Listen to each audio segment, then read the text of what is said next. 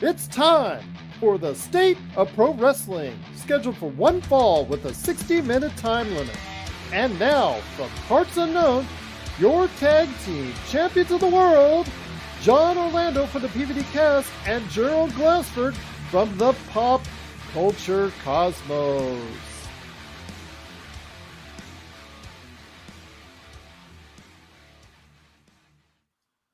Ding, ding, ding. And we're back with another episode of the State of Pro Wrestling. I am Gerald Glassford for the Pop Culture Cosmos, Lakers Fast Break, Lakers latest on the Fan Arc Network, Inside Sports Fantasy Football, and more. Truly appreciate you joining us. Please make sure you like and subscribe, whether it's on John's outlets or mine. Please make sure you go ahead and like and subscribe. It helps, gives out that algorithm thingy that goes ahead and hopefully gets a stranglehold on other people to go ahead and say, hey, come on over here. There are the drawing cards that they are at the State of Pro Wrestling indeed. But it wouldn't be a State of Pro Wrestling without my tag team partner. He is coming in right now. He is flying over the top rope. He is thinking moonsaults. He is thinking pescados. He is thinking topes. He is thinking somersault flips. The Iron Claw. The Iron Claw. Yes, he's finishing up. That's his finishing move, the Iron Claw right there for you, which, again, one of the least believable maneuvers in pro wrestling when you really think about it. Okay, you're either crushing the man's brain and killing the guy, or it's really you're not doing much at all. It's either one or the other, because, having man just pass out from a guy just putting your, like that, just grabbing it, just you're either killing him or you're not killing him, or he's fine. So, well, I think that's wrestling logic. I think that's where we're faulty in, Well, before I introduce him, it's just that's how I smartened up. It's because I'm watching this as a 12, 13-year-old kid in the early 80s, and I'm seeing this, and I'm like going, these guys are throwing punches. And according to what I see in all these things, that they're like here every week throwing punches at each other. That's not humanly possible, is it? Let me take a closer look at this. So I slow the VCR down. He's not even hitting him, man. What's up with that? Oh, man. So there you go. That was my initiation in becoming, I guess, a smart mark, as they would say. But speaking of a guy who is a smarter than a smarter mark, it is a man indeed. You got to go ahead and check him out today. And of course, Matt Talk, which is not wrestling related, it's Matlock related, and of course also as well the world famous PVD Cast. It is my tag team partner, John Orlando. John, great to have you here. Are you looking to do the shooting star press before you finish them off with the Iron Claw? Not the shooting star press. Since it doesn't go well for Lesnar, I'm not going to attempt it. Oh, he tried to do it like 3/4 of the way across the ring. That's like, okay. Logic should have told you when you went up, he is just a bit far. Huh.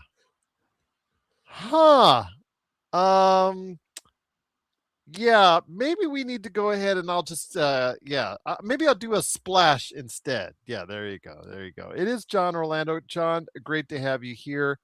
Before we tackle any of the subjects today, I've got a beef. Because an old Jim Cornette video popped up in my algorithm where he talked about, and I, through all the stuff that I've seen of his, I completely forgot it, or I wasn't even aware of it at all. In Mid-South, he had his head shaved, and in New Orleans, and I was just like, oh, okay, well, let me go back. I watched the footage of it, and the reason why it struck me is because he was fighting it when he was woken up after he, because it's usually the heel, when they get their head shaved, they got to be put out somehow, like Gino Hernandez and Chris Adams. Mm-hmm. Yeah, they've got to be incapacitated or something like that. And when they wake up, they're fighting it. They're resisting it and whatnot. And you can see Jim Cornette, they're holding and bracing Jim Cornette down because he would be slithering out there or whatnot. And then we get to 2026, John. And in Australia recently, we just had another head shaving incident. There was supposed to be another one scheduled this week in CMLL, but we'll talk about that later on Mhm. here as far as their troubles right now. But there was one in AEW on a recent collision at the Grand Slam, whatever, Australian, they were down in Australia and having this major show, and Wheeler Yuta lost the pinfall. Now, mind you, it's an intergender tag match involving Tony Storm and Orange Cassidy and all that. If you're into that silly stuff, that's fine. The believability factor went out the window when you watch the two teams interact with each other and all that. But the fact is that he just sat there and took his head shaving, just no resistance, no fighting. He initially tried to escape, but somehow John Moxley, who I thought was on his own team, decided to stop him. I don't understand that logic. Is he a face? Is he a heel? I don't get that, but the fact is, if I'm having my head shaved and you're paying me extra for it, I'm gonna make you earn it. I'm gonna go ahead and make you say, "Hey, you know what? You gotta hold me down. You gotta brace me or you gotta put me out because I'm not going to go ahead and passively just sit there and take it while my entire head gets shaved, John." I don't know what to say about the whole hair versus hair match. I think it was pretty obvious who was going to get his head shaved. Oh, I yeah, mean, yeah. Oh, yeah. But I meant as that- far as the resistance, you're just yeah, sitting there. He just sat yeah, there. He's holding his own hair, yeah. just looking at him. But this goes into the product of AEW is the lack of selling. Period. Selling of anything, pile drivers, vertebreakers, your head getting shaved, whatever. It's no sold. So I'm not really too up in arms over the fact that in this big matchup, because they've been hyping it for weeks. Because who was it? Marina Shafir, was that the partner of Yeah, Yuta? that was the partner, yes. Yeah, they kept hyping that up. Like I said, I'm not surprised by it, but I don't know who's writing this this storyline because Moxley being I don't know, he kind of was like being a shogun or a sensei to Yuta, which I don't know. And It's then the but Death he Riders. stops him and prevents him from Yeah, escaping, and then they just sit there, and he just sits there in the chair to take it, and I'm just like, this is unlike any other head shaving I've ever seen in professional wrestling. And I know you could say, okay, well, I'm dating myself and all. No, it's just common sense, John. If I'm coming to you and I say, okay, you lost the match, you're a heel, I'm going to shave your head now. As a heel, you're going to resist as much as you can, aren't you? Because your head's being shaved. I mean, I would because I would not want my head shaved. Yeah, I mean, not a stretch here. no, no. Just bothered me. And then the fact that they're, Tony Storm and Orange Cassidy are doing dance numbers. Yeah, that's. I mean, Tony Storm was your probably your number two person in the company. You could say with legitimacy that Tony Storm is your number two most respected individual in the entire company behind MJF, and you have gone out of your way to knock her down the totem pole as hard as you can, doing all this other gimmicky stuff. A tag team with Mina Shirakawa that has gone nowhere. Yeah, again, just like the Hurt Business last year, you take a good thing and you ruin it. You absolutely ruin it. I feel the same way about Jamie Hayter, who was a favorite of mine. She came back from injury and now she's stuck in the mid card, not doing anything, and now she's part of a tag team that, I mean, I guess we'll see where it goes, but I mean, they have a history of doing this. We get people that we really like and follow and want to get behind, and sure enough, the booking ends up taking that individual and making them almost worthless. Yeah, I agree. And with AEW, we'll get it to a little bit more. In fact, you know what? Let's go ahead and get into it now. We'll delay the Elimination Chamber talk on this because I wanted to go ahead and bring this up because Brody King. I mean, MJF does not have a long line of credible challengers, in my opinion. Adam Page, oh yeah, they're 1-on-1. We know where this is going. Adam Page is going to lose to MJF. because their ratings are a little bit better now. So MJF is in the spotlight. He's there right now. He's not making movies right now. So use him while you can. So he's going to go over the Swerve Stricklands, the MJFs, excuse me, the Swerve Stricklands, the Adam Pages, the Samoa Joes of the world. I guess Will Ospreay, you could say, if he comes back, but how much will he be back when he comes? How much is is he going to be when he comes back? We don't know about his injury, but there are just no viable, really contenders in my mind that I have to believe. I'm going to believe that is going to win, John, in my opinion, right now against MJF. But there was one that they could have created that really could have garnered a following. And this is delves into real life issues. Real life issues are impeding into pro wrestling. And it's a shame sometimes when it does, but sometimes it's impactful when it is. And when in Las Vegas, Brody King, who's been known to be a non-supporter of ICE and the immigration here in the United States, had shirts to represent that. In Las Vegas here, when they were at the Palms for a Dynamite, it came across against a non-title match against MJF very clearly before the bell. Expletive ice, and somehow mysteriously he was not on TV the next week to promote his match that he had earned for the championship match in Australia. They say he was in transit conveniently to Australia. Whether or not you want to believe Warner Brothers had something to do with that, or was it Tony? They just found a way to minimize his impact. This was a guy that, again, you had something that the fans were behind. The fans were supporting. They even supported him with a lighter expletive ice chant in Australia. They just chose. They could have had something with him, not necessarily emphasizing on that part of it, but he's a guy who had momentum. We talked about this last year with LA Knight. We talked about the year before with Sami Zayn.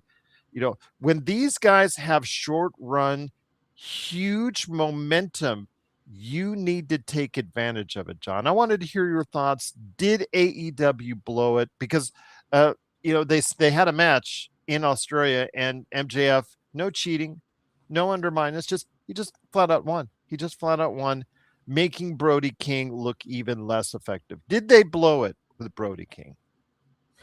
Well, that's a great question. I'm going to say that I feel that we all kind of knew that Brody King was a nice placeholder for whoever was going to come down the pike, so to speak, to face MJF.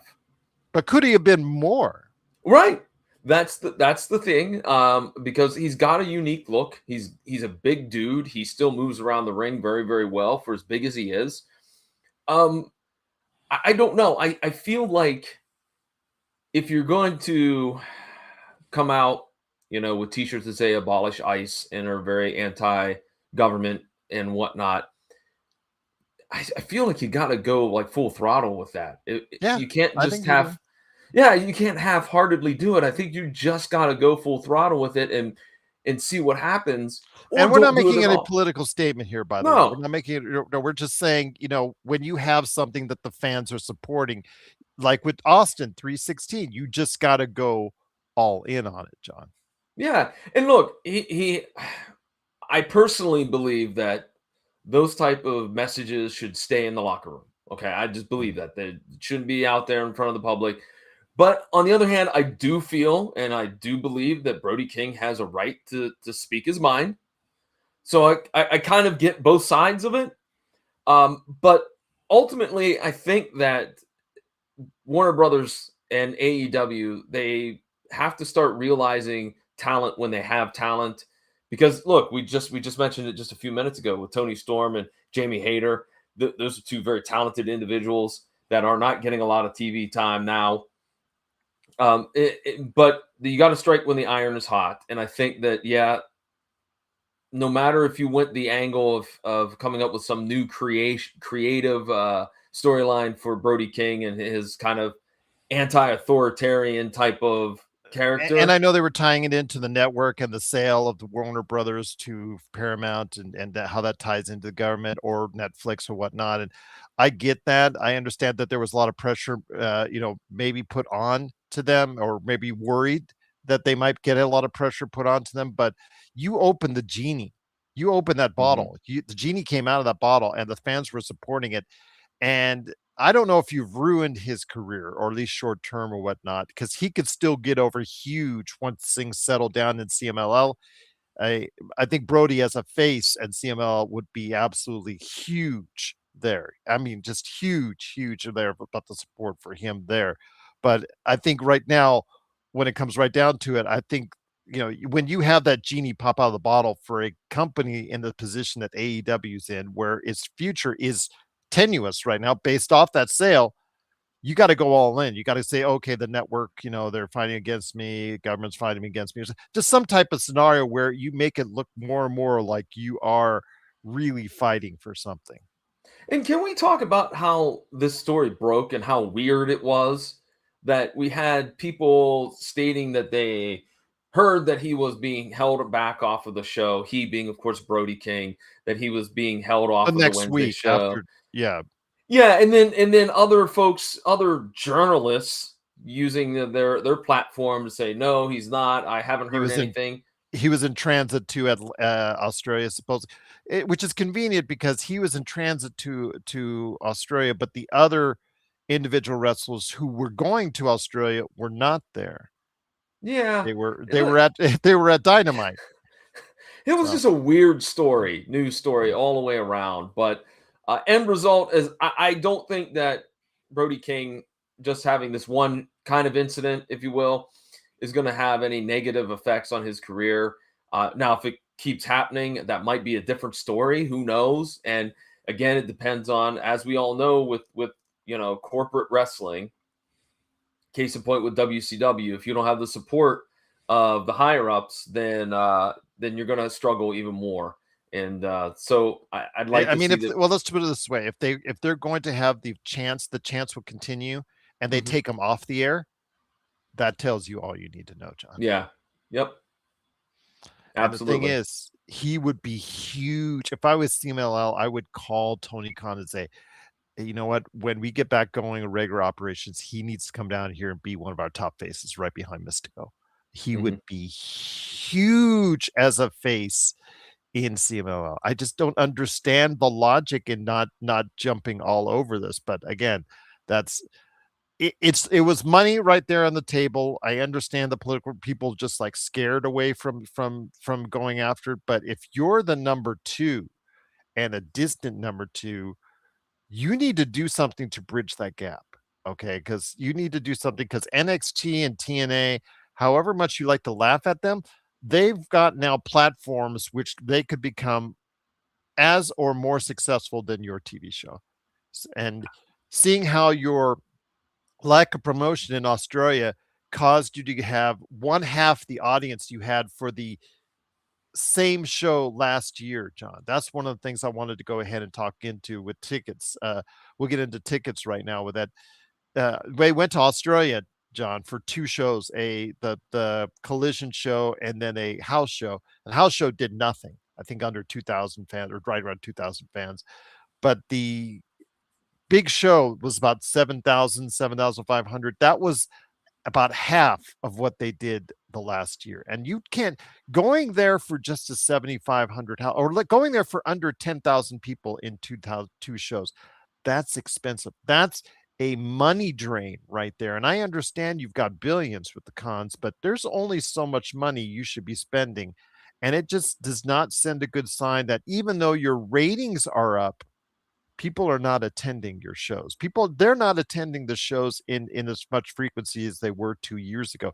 But WWE, they can also say that as well right now. But right now with AEW, I'd see it as a concern, because even though the ratings are, I guess Nielsen did another reset again on the ratings. Yeah. I don't get it. Maybe it's to, I guess changed around the 18 to 45 or whatever demographic that they changed around, but the total viewers changed. So every almost seemingly every wrestling show, which was down, suddenly came back up. I don't know who got in their ear or whatnot, but I just think right now MJF is a great champion that needs support, but he needs a challenger. He needed actually someone to possibly even beat him if you'd have done that with Brody King and really got hot. But right now it's going to be. I don't know what the future holds for AEW, but their ticket sales and taking a bath, literally and figuratively, in Australia is definitely not a good start to your year. No, definitely not. Absolutely not. Look, here's an example of the idea of marketing. I saw yesterday, Mhm. yesterday, on one of the PVD cast social medias, an ad for TNA Wrestling. They're coming to Cleveland. I haven't seen an AEW ad in my social media in years. So we're falling into that trap of ECW on TNN. The only people that knew that ECW was on TNN was people that were already watching the show. So they got to do something, and I'm not sure that they have the. I don't want to say the intelligence, but I'm going to use that term. They don't have the intelligence to see what they're doing does not make sense, and they have to kind of pivot. They should have been advertising this Australia show heavily back in November in order to get folks out there. Did they send anybody over, Gerald, to do any type of press or They anything? might have in that well, Brody King. I hope he did some press when he's out there because he's supposedly got the jump on everybody else going on to Dynamite. But like you said, the from what I hear on the reports that they did not do the kind of legwork, and they don't have a regular TV outlet there. So they didn't do the kind of legwork that they did in previous occasions there, which is a shame because again, it's disappointing overall, and it sends a message of where this company's at. It's a problem because MJF is a great champion, is having great matches physically in the ring. He is at his peak right now. He could be at his physical and wrestling peak right now. Seriously, we could be watching probably his greatest run ever because of where he's at physically, where he's at age-wise, and because the fact that, he might be headed to the WWE at some point in time or might to movies. He might just say one day, "You know what? I can't do this anymore. I'm gonna go ahead. I've got all this stuff going on in my life otherwise, as far as in movie TV. I could be doing something else." So right now we could be seeing something where MJF is at the top of the food chain as far as what he's doing overall, and Tony Khan has to take advantage of it. And while it would be a great match between him and Adam Page, I'm not disputing that any way, shape, or form in the ring. I already know the outcome. I already know what's going to happen because again, Adam Page is just he's a good wrestler, a really good wrestler, but he's just not someone we've seen right now twice already. Him as the world champion hasn't worked out. Oh no, and I was bored. This past Wednesday, I watched Dynamite in its entirety, and I haven't done that in several months. And the one thing I wanted to see was MJF, and he came out, and then they brought out Adam Page, and I was bored with the interview. I'm Oh, like, you mean the okay, promo of the year? The guy who has the best promo of the year, according to the Wrestling Observer? uh, yeah. Anyway, That's it is they voted on it. Supposedly it okay, is. okay, but yeah, I mean, Page is a fine wrestler. This whole thing about going to Australia, if you didn't put in the legwork, like, and it goes to show that there's nobody there to be a safety valve for AEW. There's nobody there to go, Tony, this is not a good idea. Or Tony, we need to have more people, more troops on the ground, so to speak, in Australia to hype up this event. There's no one there to be the voice of reason, I guess you could say, with Tony Khan, and that's been a problem since day one. Yeah, I agree. I agree. And the thing is, where is AEW going? I think it's a very tenuous time because they do have some Mm-hmm. momentum in the ratings. They do have some momentum that they could work with. They do have a champion that you can build around going forward. You just got to feed him viable contenders. And if you're knocking down one of the possible viable contenders in Brody King, which you already have, I think there should have been a longer buildup. You should have seen whether or not he was going to be the guy after beating handily MJF in that non-title match. See where that was going to go. have him do interviews, have him do, as far as other matches, just to see how far his popularity was going to get. Have MJF be scared, the old chicken blank blank heel, as far as, trying to avoid anything to do a rematch with them. They did the rematch in 2 weeks and he was done. It was done and it's over with. And now it's off to the side for Mandy, for him, for Brody King. I thought it was absolutely just a waste of something that you could have taken full advantage of. Again, very controversial, but what does Eric Bischoff say? Controversy creates cash. Creates cash. Yep. Yeah. Yep, indeed. I don't know. That's my 2 cents, but it seems like you agree with me as far as how is AEW's been booked. AEW sometimes is such a great product to watch. I know we've spent a lot of time bashing it, but a lot of times they are their own worst enemy, my friend. Agreed. Once again, it is, of course, my good friend, Mr. John Orlando, he of the PBD Cast and Mad Talk. It is also me, Gerald Glassford. Thanks again for watching this. If you have thoughts on AEW and where they're at right now, again, I don't want to say that they're heading into a bad direction. I just don't know which direction that they're heading in right now. They had a little bit what could be perceived creatively, possibly even financially, a down year in 2025. 2026, again, it started out ratings wise on a good note, and they have with Will Ospreay back in the ground, coming back, to rumors of him coming back by All In. That's a possibility. I don't know if is Will Ospreay the guy that you want to send us. Is he the only viable guy that you could say, you know what, I could see him taking the belt off of MJF? Well, no, because they haven't built anybody, Gerald. That's why that's why we're stuck with, Kenny Omega's not going to do it. I'm sorry, he's just not. You got Will Ospreay as long as he stays healthy. We had something with Brody King, Darby. I think the ship has passed for him in a world title shot at this point. God, I wouldn't want it back on Moxley. I'm bored with the whole Death Riders clique and want them to just kind of go do their own thing. Claudio, I could see out of that group being a viable contender. But he doesn't cut a promo. That's the problem. He's just never developed that side of his game. He's a great wrestler in the ring, but it's just everybody knows him for a certain. He reminds me of this generation's Haku. Does that make sense? As far as the tough guy, what he's going to bring. He brings a lot of legitimacy, but don't ask him to do a promo, and there you go. He needs a Bobby Heenan.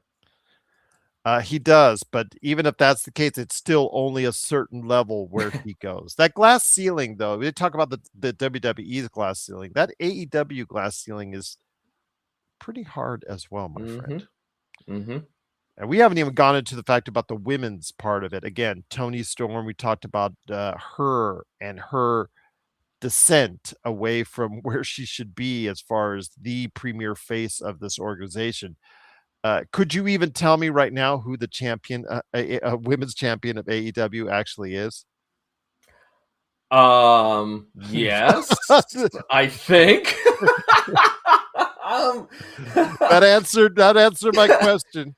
Isn't it Tekla? It is. Okay. All right. The fact that you hesitated was all I needed to know, my friend. That's all I need to know. Go ahead.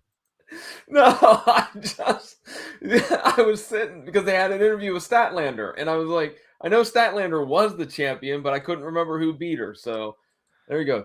Yeah, there you go. I guess I remember. But that it tells you all you need to know. Yeah.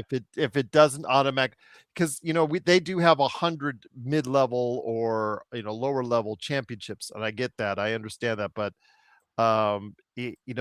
they only have really one major championship for the men and one major championship for the women, and if you don't remember who holds it, that's a problem. That's a problem. I mean, the women's tag team champions, again, all these major title holders outside of MJF, you do not know who, or you do not care who has it. That is a problem, as you know, and as I know, in wrestling, it's not whether they don't like you or they love you. It's that they don't care about you. And if they don't care about you, that is the absolute worst thing in wrestling, indeed, my friend. But any last thoughts on AEW before we get to CMLL and then the WWE to close out the show? You know what? I don't think I have anything more to comment with AEW.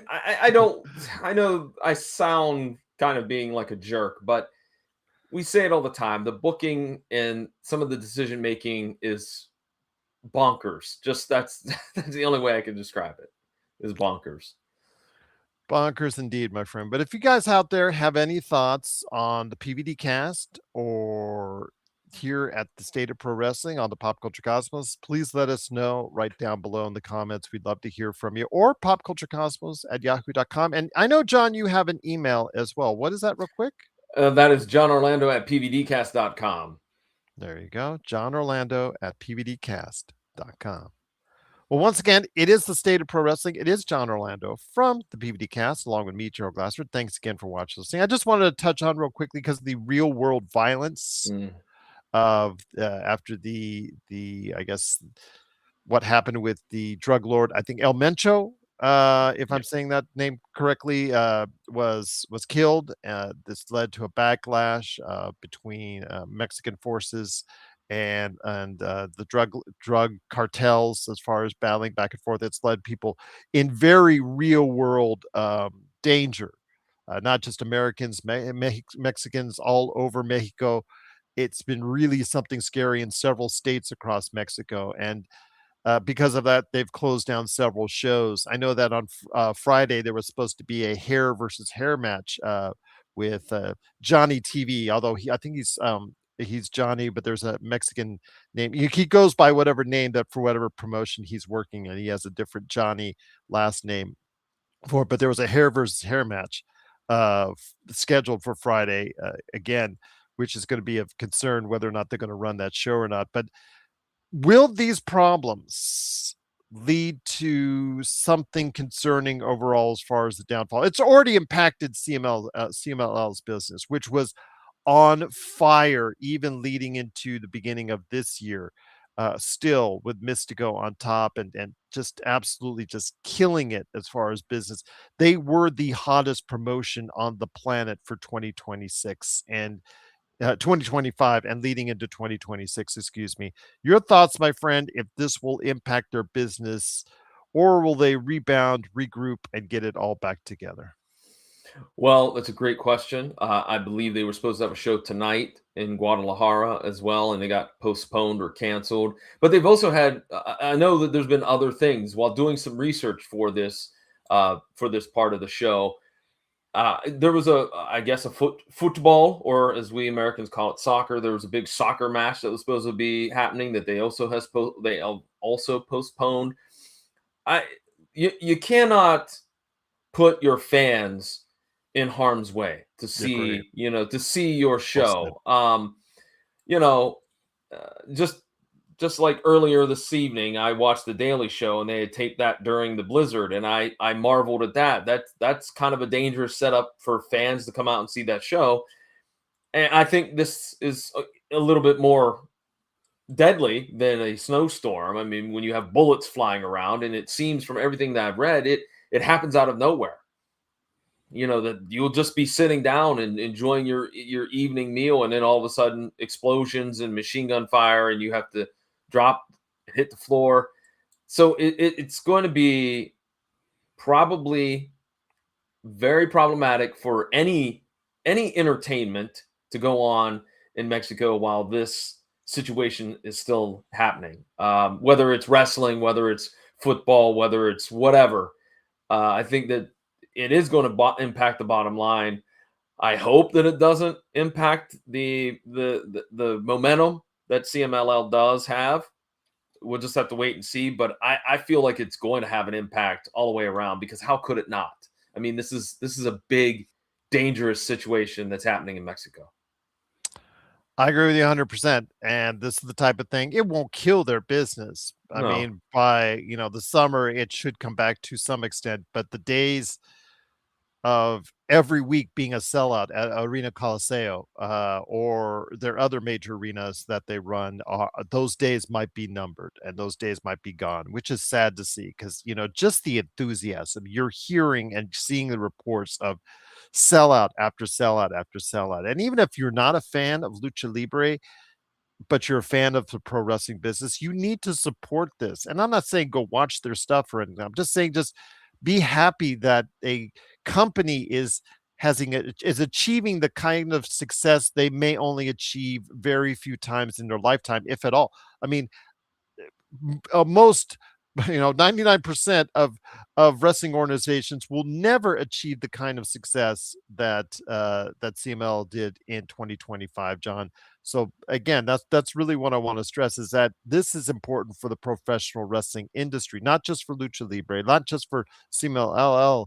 This is important as far as I look throughout the world to know that there's a organization that is getting 1 million people in through the turnstiles, still in a day and age where prices are going up everywhere and things are happening all over the place and other things to distract and streaming and all that stuff. There's still a organization up until what happened was getting in 15 to 18,000 people seemingly every week through each show that they were doing. Mm-hmm. I have to ask, who's the booker down there? I don't think I know who's on the creative team for CMLL. That's a good question. Because whoever it is, I think it's Tony Khan. I don't think it's Tony Khan. So whoever it is, I mean, hats off to them for being so in tune with what your audience wants and wants to see and needs to see. Yeah, I mean, they're doing a bang up job, whoever that is. Like I said, I don't know who's in charge. That's what I'm asking now, and I'm seeing if there's going to give me an answer on that. Not Antonio Pena. I'll have to look it up. I'll see if on our next show we could go ahead and bring that up. But I will find that out for sure. Pena's AAA, correct? Yes, Pena's AAA. AAA. Yeah. So when you type that in Google search, who's the booker for CMLL, it comes up with Antonio Pena. I'm like, what? No. Way to go. Yes, we're not there yet with AI and with all this stuff that's going on, but we will go on to hopefully get that answered for you by this time next month. But it is, of course, the state of pro wrestling. But before we head it out, let's not avoid the WWE any longer, my friend. I've just brought up WrestleTix, one of the best places to go to gauge ticket sales for events leading up to what's going on. WrestleMania 42, 36,000 seats have already been distributed, which would not be too bad, mind you. But unfortunately for WrestleMania 42, they are behind double digits as far as is concerned, percentage-wise, from what they were this time last year leading up to the event. And the Elimination Chamber is not a guaranteed sellout as well.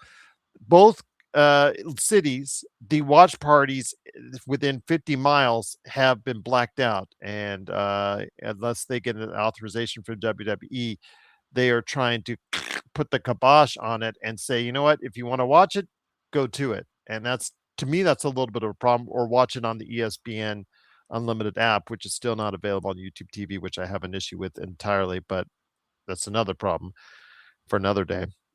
Your thoughts, my friend, on this? Because the product is cold, in my opinion. The product right now is cold. The booking is cold, and people are not willing to pay these hot prices. A lot of people, including us, stressed on these prices being raised and higher since the TKO acquisition so much that might have just been a cause and effect. But also the biggest cause and effect is the cold booking right now in WWE. Yeah, let's talk about the build for the 4 matches that are scheduled for. It's Saturday, if I recall correctly. Yes, It is a Saturday PLE. I think the only one that's had a pretty good build is Finn Balor and CM Punk. I think that's had a fairly good build to it. Kind of. Is CM Punk the biggest guy right now in WWE, in your opinion?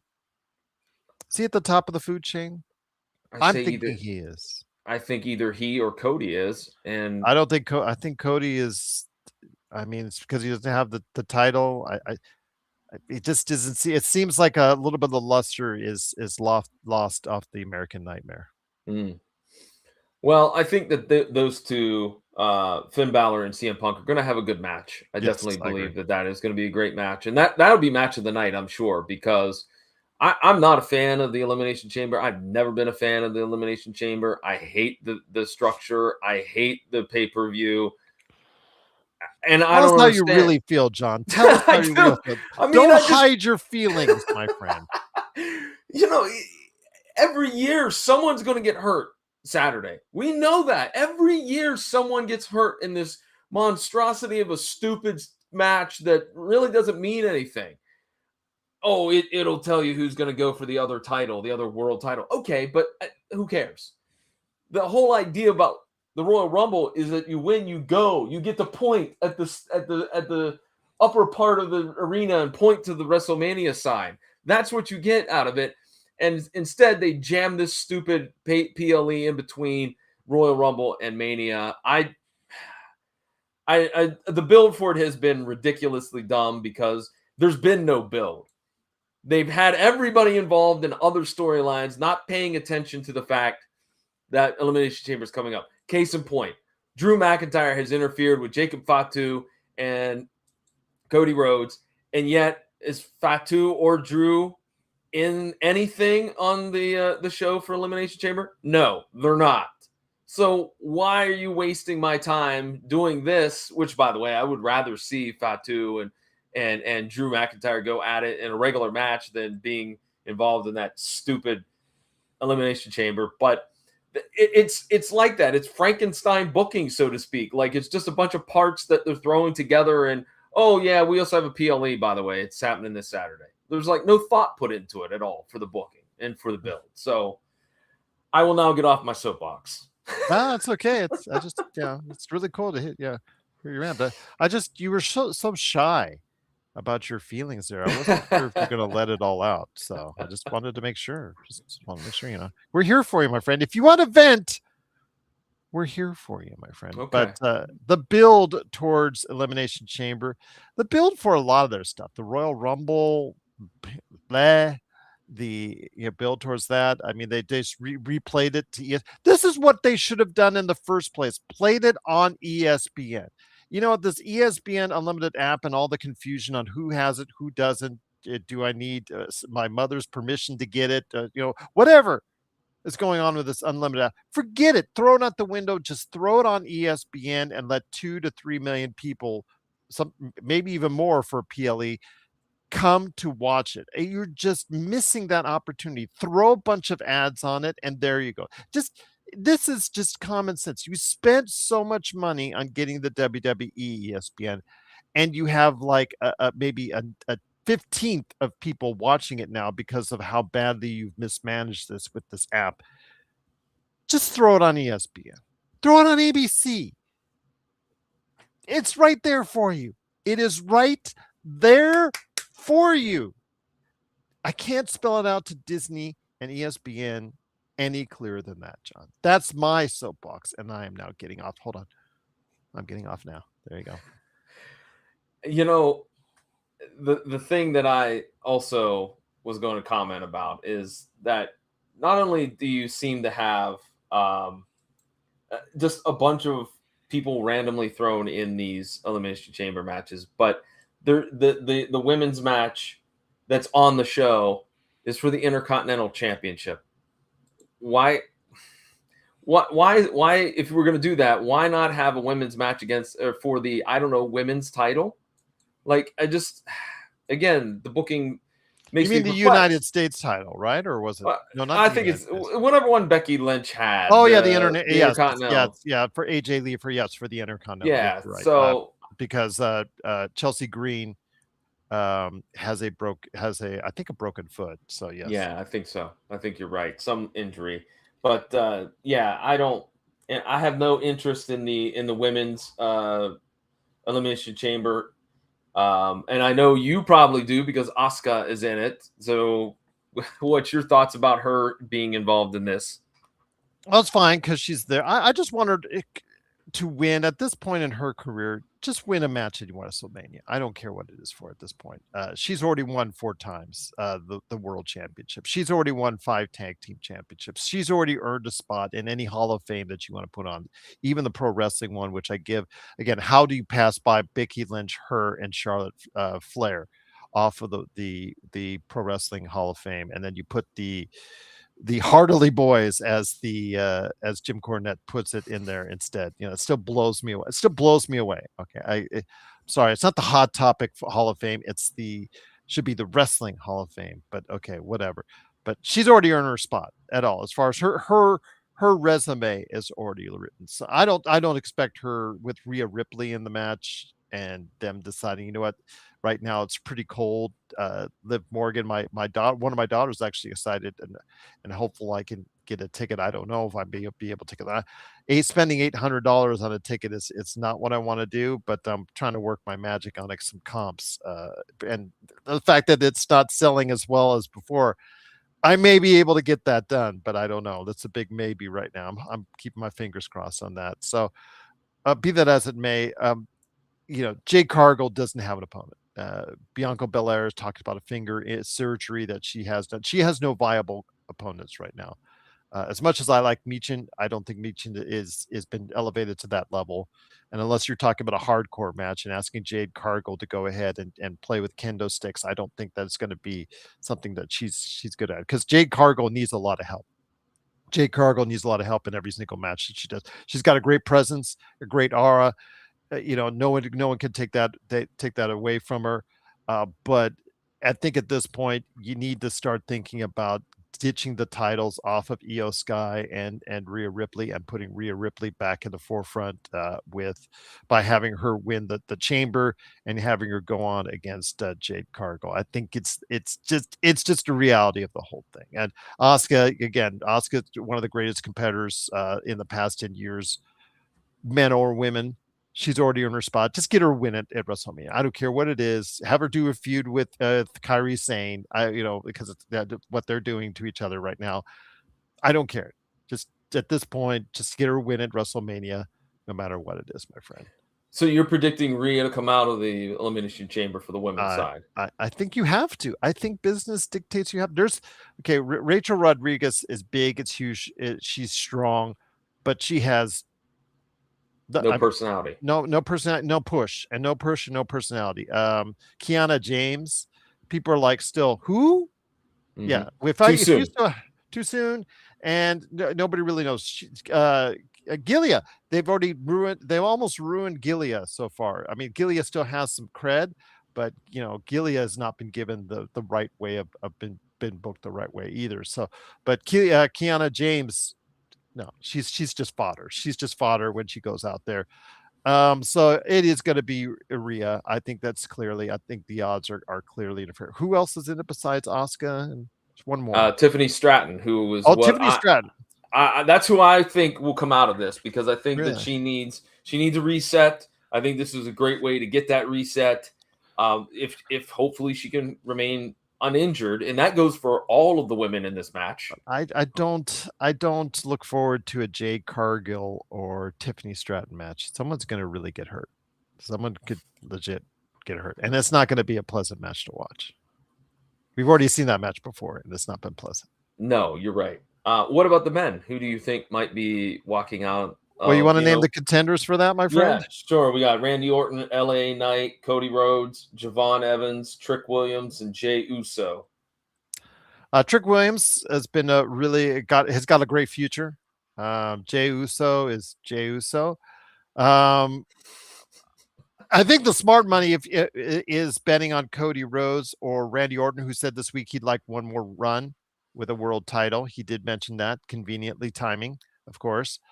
I personally would love to see LA Knight. Mm-hmm. I think they're still, no matter how much, he's like a cockroach. No matter how many times you try to squish the cockroach, he always seems to get back up and still do something. And he's still getting people excited over him. He's still getting his entrance.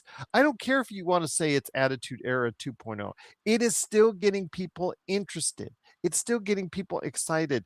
And you could really do something special with him versus the Vision, however many Vision people are left, because Bronson Reed just hurt his biceps supposedly, so legit. So he could be out for a little while. But again, it just seems like if you gave it some fresh life, you could go. I mean, Cody Rhodes, I think, is probably the one I'm probably going to go ahead and say is going to go ahead and win. Whoop de doo, and that's the problem. That's why you asked me earlier about Cody Rhodes and CM Punk, who is the guy right now in WWE. We just mentioned Ryan Cody Rhodes. It's whoop-de-doo right now because as great a job as he does, it's just become a little stale. I really think you might get a jolt of life if you put LA Knight in a chance to win. I agree with everything you said. I think that smart money says Cody Rhodes wins, but I would like to see LA Knight win. You know what? And got to give the booking team a little bit of credit. Putting in Trick Williams and Javon Evans, new faces. Oh, those two are fantastic. Those two are fantastic. They're the sky is the limit for both those guys, John. Sure, absolutely. And Obafemi, another newcomer that we saw at the Royal Rumble, who was very impressive and certainly turned some heads. So, but the point is that exactly what you said is it's getting predictable. Cody's in the match, so we're probably going to say he's going to win. Again, the rumor is Fatu, Drew, and Cody at WrestleMania. I'm not big on that idea. I don't like that idea at all. You do. At least Fatu's in it, I guess. I guess that's better. It makes it somewhat better. Or maybe not. I don't know. I mean, well, you're outside the addition of Jacob Fatu, you're talking about circa 2021, 2022, as far as the main events that we're seeing with CM Punk, Roman Reigns, and what you're talking about there. I just want to see fresh life into this. You're talking, I don't know if they still have plans for Brock Lesnar versus LA Knight. I would really want them to do Obafemi versus Brock Lesnar. I really think that would be the match that people would rather want to see now, and elevate Obafemi now instead of, oh, well, he's the guy that for next year's WrestleMania or next year's. Do it now. He's got some momentum. See what he can do it now. Oh, and people like, oh, the push comes too soon, too fast, too soon. Your company needs it right now. Your ticket sales are not drawing. They're not getting what they ratings wise. They're not, well, okay, they are, but these new numbers, they are a little bit, they're going in the right direction. But still, again, the product is not fresh, and it needs to become fresh. And you have individuals like Javon Evans, like Trick Williams, like Obafemi, like LA Knight, that still get people excited, still get people energized, that I think you might need to lean into a lot more at a much higher level, John. And that's, man, that's two soapboxes in one time. Man, I got to get, I went off on a soapbox and I went on to another soapbox, but I don't know if you concur or if you disagree, and I would respect your decision either which way. Well, here, you mentioned the one person that I really thought about yesterday when watching Raw, and they brought out Brock Lesnar. First of all, I still have missed the episode or missed where they allowed Paul Heyman to be back as his advocate. I don't know. Yeah, that's no. He was up. I think didn't I send you the clip when he came out with Paul Heyman, and he did his entrance so badly he fell backwards. He flipped. Yeah. Okay, Paul so Heyman that was there. Yeah. Well, I agree with you. When I saw Lesnar and they did the promo and they talked about how it's an open challenge and here's the cities he's going to be in, I was like, man, would this not be awesome if, like, at the very end, it's Obafemi? Because that would just, to me, be the most awesome thing. I mean, it beats Obafemi versus Kit Wilson. Let's just be honest, okay? Yes. I mean, sorry, Kit. Everybody loves you. Although my daughter did say, like everybody else on the planet, she likes his theme song.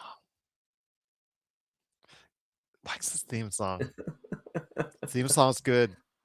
Theme song is good, John. Is as good as Joe Hendry? The Joe Henry thing is probably fading for me a little bit, so I'd have to Okay. say right now, yeah. Yeah. Although I would have loved, the toxic masculinity. I would have done a song. I would have told him, hey, you need to do something like this. I'm Kit Wilson. You are not Kit Wilson. It's just something like that where I'm just like showing you up, just like a total heel song with him singing it off key deliberately would have been even better. But this Oh, has been a very catchy song that a lot of people like. But you're right. Obafemi needs to be pushed now. And there's no better way to do it right now with Brock Lesnar. And then Gunther, what do you do about him? Because Gunther just said he wants to retire Brock Lesnar. So where do you go from there? wow. That would be, I haven't heard that. That would be Just one mentioned on colossal match. Atlanta interview, I think Monday as we're recording this. Wow. I mean, well, we know Lesnar's retiring. We know that. He's come out and said it. He's one of, several that have retired over the last year or so. But yeah, him versus Gunther. I mean, think about how much that makes Gunther even more of a giant killer, if you will. I mean, he's I would retiring. save that for SummerSlam, though. I would save that for SummerSlam and do Obafemi now. Okay. Okay. But do you disagree or agree? I think I'm gonna disagree. I think you have to go with Gunther and Brock Lesnar just because people are still remembering all the individuals that he retired, which I know you're saying, how could you forget about John Cena and Goldberg and AJ? But definitely fans have short memories nowadays. So I think that you have to have Gunther beat Lesnar first because I think Obafemi still has some time. That think about this: what if indeed he being Gunther defeats Brock Lesnar, and then we have some type of mix-up where Obafemi comes out and challenges Gunther? Yeah, but you could save that for down the road because you're on a limited time frame with Brock Lesnar. That's the Sure. thing. So if you have him retire at WrestleMania, you lose that potential big match with Obafemi. Okay. Good point. Good point. Good point. Okay. Plus, you need to sell out 2 days at SummerSlam. So, Well, that's right. It is a yeah, 2-day event, it's 2 man. days now. Jeez. Where's it at this year again? Is it Jersey? I don't know if it's Jersey or not, but I'll have to wait and see. Let me go ahead SummerSlam. But while I looked it up, can you go ahead and give everybody a recap of what's going on with the PBD cast? Yes, absolutely, Gerald. I'd love to. The PVD cast is my own personal podcasting project. I drop episodes on Thursdays. It's available at pvdcast.com or wherever you find great podcasts. This week's episode is a delightful interview with Helena from Art92 Studios. She is in England. She has a comic book out called Clear Run, which talks about her and her partner Damien. They adopted a greyhound a couple of years ago, and so this is all about his backstory about adjusting to living with two new human beings, and then some fun stories. It's really great, and I'm just going to plug it too real quick. Damien has an awesome science fiction pro wrestling comic that he does called the Galaxy Grappling Alliance. We don't talk about it on the show. You can just look up Damien's appearance from last July, which is episode 485. If you want to know about pro wrestling in space, what more could you want, Gerald? What more could you want, my friend? To answer a couple things, SummerSlam 2026 will be in Minneapolis, which will be very interesting for a lot of different reasons, both on and off the court. And the CML booking team which was voted number 3 at Booker of the Year and Wrestling Observer Awards, was the booking team of Rivera and Feliciano for CMLL. And Antonio Pena was at one time in his life the booker for CMLL, but he moved to create that AAA thing that is now part of the WWE. So yes, I think it didn't have to wait. I got all the questions taken out. All right, taken care of. Yes, that's why you're the best. No, I was Bing and Google both working together as a tag team. But we work together as a tag team. It is John Orlando from the PVD cast, along with me, Gerald Glassford. Thanks again for watching, listening. Truly appreciate it. Please like and subscribe. Leave your comments below. AEW, CMLL, WWE, Japan. whatever you guys want to go ahead and ask or talk about or have us talk about on the State of Pro Wrestling next month, let us know right there in the comments below. So for John Orlando, my tag team partner, it's Gerald Glassford. We're going to go ahead in for the pin and get the job done, because we are the best tag team out there in wrestling podcasting, and that's the State of Pro Wrestling from your friends at the PVD Cast and the Pop Culture Cosmos. Ding, ding, ding! It's time for the State of Pro Wrestling, scheduled for one fall with a 60-minute time limit. And now, from parts unknown, your tag team champions of the world, John Orlando for the PVD Cast and Gerald Glassford from the Pop Culture Cosmos.